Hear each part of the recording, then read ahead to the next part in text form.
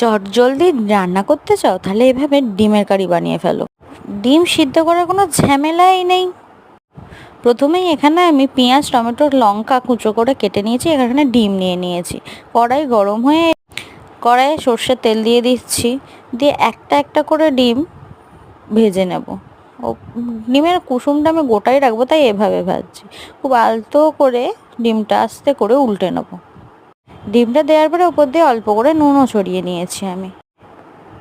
এরকম করেই আমি সব কটা ডিম ভেজে নেব।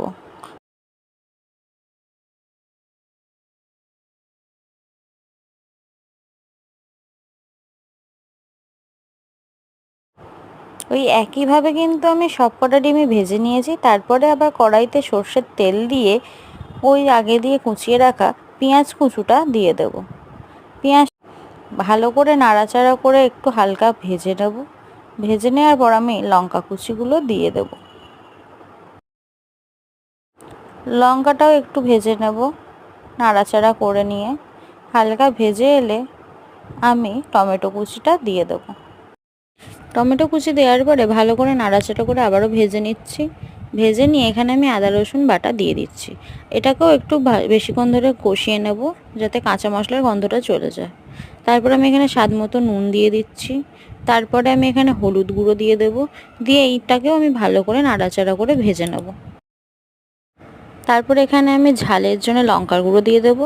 তোমরা যদি অতটা ঝাল না খেতে চাও নাও দিতে পারো। তারপর জিরে গুঁড়ো, ধনে গুঁড়ো যেমন দেয়া দিয়ে দেবো। আবারও আমি মশলাটাকে ভালোভাবে কষিয়ে নেব।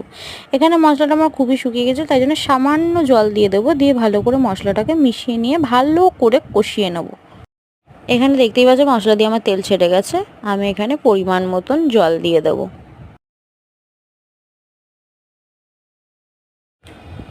এখানে জলটা ফুটে এলে আমি আগে দিয়ে ভেজে রাখা ডিমগুলো দিয়ে দেবো।